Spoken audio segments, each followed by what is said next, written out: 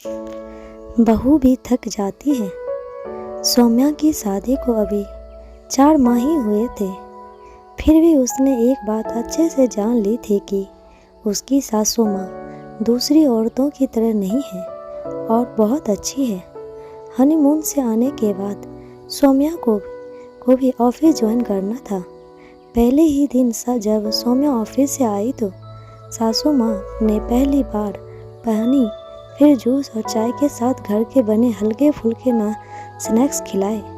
सौम्या का पति गौतम उसके आने के कम से कम 1 घंटे बाद आया तो सौम्या जैसे ही गौतम के लिए पानी, जूस आदि लाने के लिए उठी तो सासू माँ बोली, थक कर आई हो, आराम से बैठो, मैं लाती हूँ चाय नाश्ता।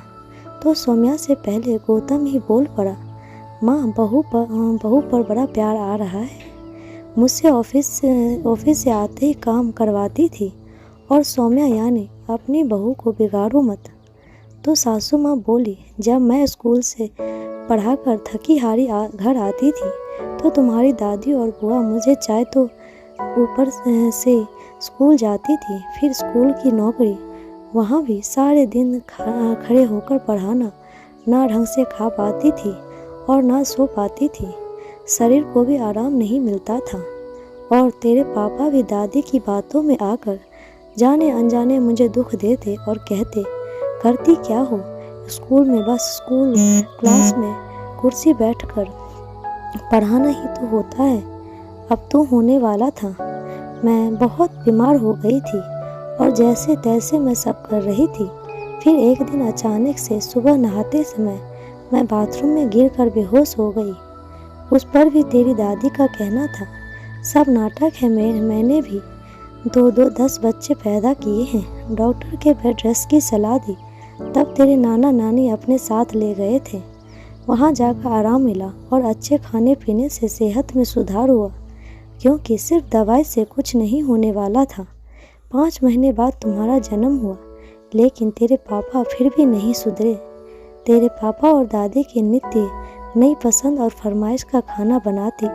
कभी कभी नौकरी छोड़ने का भी मन करता, लेकिन तेरे होने के बाद बढ़ते खर्चे और पापा का पर बुआ की शादी का कर्ज, मैं कभी नौकरी छोड़ ना पाई।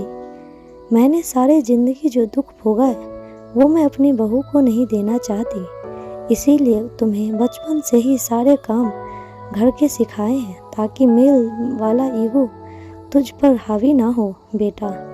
इसके लिए भी पापा दादी से 4 बातें सुनती, लेकिन कुछ ना कह पाती। बेटा, आज के आधुनिक युग में पति पत्नी दोनों की नौकरी करते हैं, दोनों ही मेहनत करते हैं, लेकिन तू भी कान खोलकर सुन ले, बहू का साथ निभाना और छोटे बड़े कामों में उसकी मदद करना, क्योंकि जिस पर बीतती है ना उसी को पता चलता है। मैं तेरे पापा और दादी को तो ना बदल सकी, लेकिन मैं अपने आप को बदला और समय के साथ चली। बेटे के साथ बाहर का काम करते हुए बहू भी तो थकती होगी। काश यह एहसास तेरी दादी को भी होता। दोस्तों, कैसी लगी आपको कहानी कमेंट बॉक्स में ज़रूर बताइएगा। लाइक शेयर सब्सक्राइब जरूर कीजिएगा। धन्यवाद।